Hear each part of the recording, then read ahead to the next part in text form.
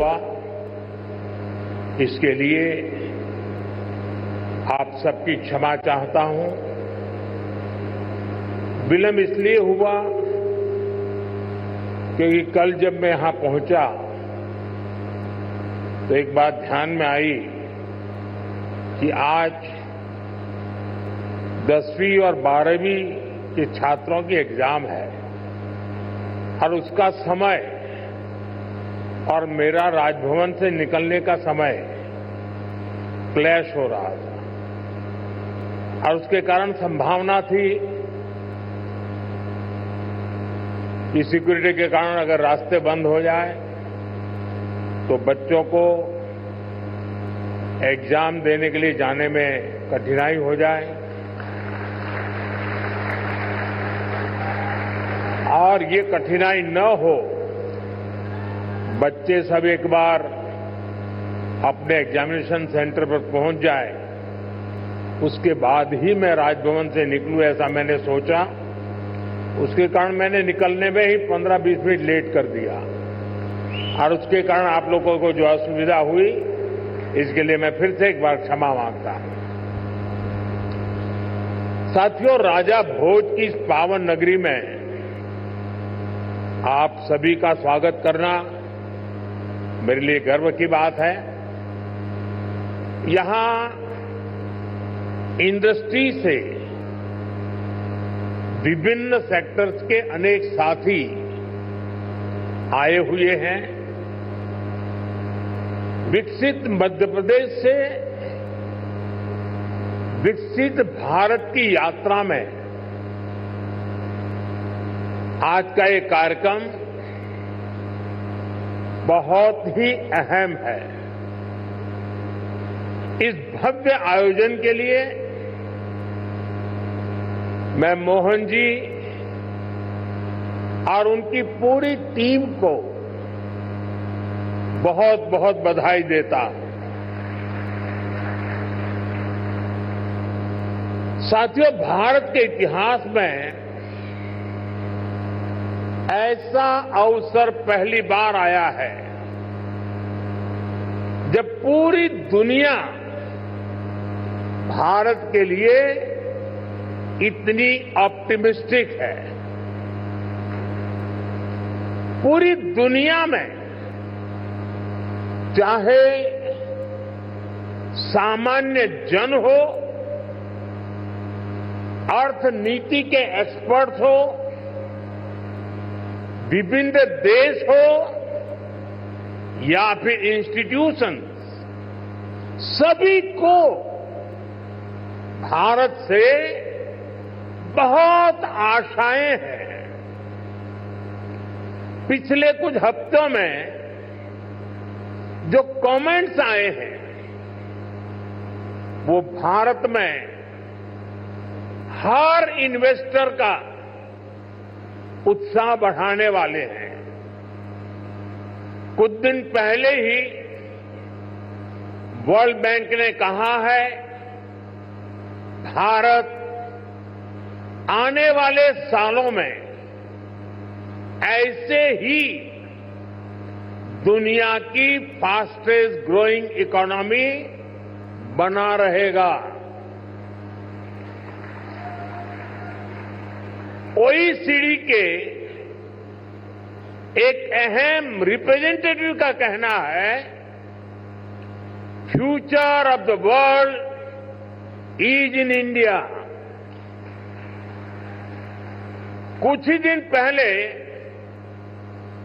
Climate change पर UN की एक संस्था ने भारत को सोलर पावर की सुपर पावर कहा था। इस संस्था ने ये भी कहा कि जहां कई देश सिर्फ बातें करते हैं, वहीं भारत नतीजे ला करके दिखाता है। हाल ही में एक रिपोर्ट आई है, इसमें बताया गया है कि ग्लोबल एरोस्पेस फर्म्स के लिए कैसे भारत एक बेहतरीन सप्लाई चेन के रूप में उभर रहा है। ग्लोबल सप्लाई चेन चैलेंजेस का जवाब वो भारत में देख रहे हैं। मैं ऐसे कई एग्जाम्पल यहां कोट कर सकता हूं जो भारत पर दुनिया के कॉन्फिडेंस को दर्शाते हैं।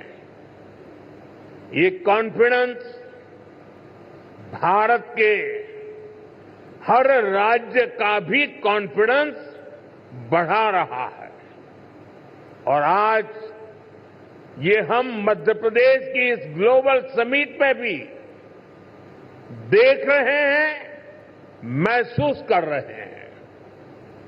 साथियों, मध्य प्रदेश पॉपुलेशन के हिसाब से भारत का 5th लार्जेस्ट स्टेट है। एमपी एग्रीकल्चर के मामले में भारत के टॉप के राज्यों में है। मिनरल्स के हिसाब से भी एमपी देश के टॉप 5 राज्यों में है। एमपी को जीवनदायिनी मां नर्मदा का आशीर्वाद भी प्राप्त है। एमपी में हर वो संभावना है, हर वो पोटेंशियल है जो एमपी को जीडीपी के हिसाब से भी देश के टॉप 5 राज्यों में ला सकता है। साथियों, बीते 2 दशकों में मध्य प्रदेश ने ट्रांसफॉर्मेशंस का नया दौर देखा है। एक समय था जब यहां बिजली, पानी की बहुत सारी दिक्कतें थी। लॉ एंड ऑर्डर की स्थिति तो और भी खराब थी। ऐसे हालत में यहां इंडस्ट्री का विकास बहुत मुश्किल था। बीते 2 दशक में, 20 साल में मध्य प्रदेश के लोगों के सपोर्ट से यहां की बीजेपी सरकार ने गवर्नेंस पर फोकस किया। 2 दशक पहले तक लोग एमपी में निवेश करने से डरते थे। आज एमपी इन्वेस्टमेंट के लिए देश के राज्यों से सब राज्यों में, टॉप के राज्यों में उसने अपना स्थान बना लिया है। जिस एमपी में कभी खराब सड़कों के कारण बसें तक प्रॉपर नहीं चल पाती थी, वो आज भारत की ईवी रिवॉल्यूशन के लीडिंग स्टेट्स में से एक है। जनवरी 2025 तक करीब 2 लाख इलेक्ट्रिक व्हीकल एमपी में रजिस्टर हुए हैं। ये करीब 90% ग्रोथ है। ये दिखाता है कि एमपी आज मैन्युफैक्चरिंग के नए सेक्टर्स के लिए भी एक शानदार डेस्टिनेशन बनता जा रहा है। और मैं मोहन जी को बधाई देता हूं, उनकी टीम को बधाई देता हूं कि उन्होंने इस वर्ष को उद्योग और रोजगार वर्ष के रूप में मनाना तय किया है। साथियों, बीते दशक में भारत ने इंफ्रास्ट्रक्चर के बूम का दौर देखा है। मैं कह सकता हूं इसका बहुत बड़ा फायदा एमपी को मिला है।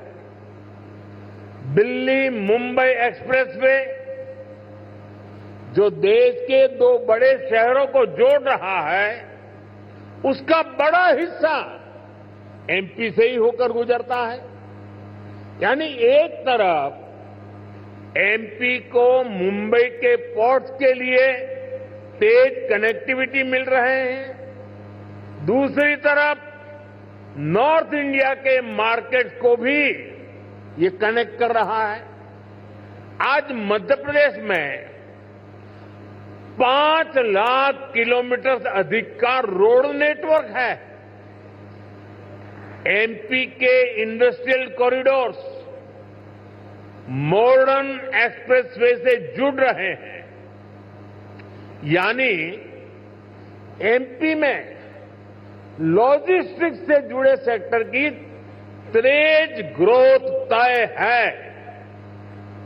साथियों, एयर कनेक्टिविटी की बात करें तो यहां ग्वालियर और जबलपुर एयरपोर्ट्स के टर्मिनल्स को भी एक्सपांड किया गया है।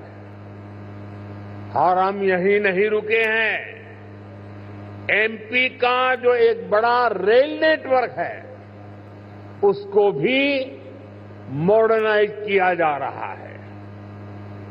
एमपी में रेल नेटवर्क का 100% इलेक्ट्रिफिकेशन किया जा चुका है। भोपाल के रानी कमलापति रेलवे स्टेशन की तस्वीरें आज भी सबका मन मोह लेती हैं। इसी तर्ज पर एमपी के 80 रेलवे स्टेशनों को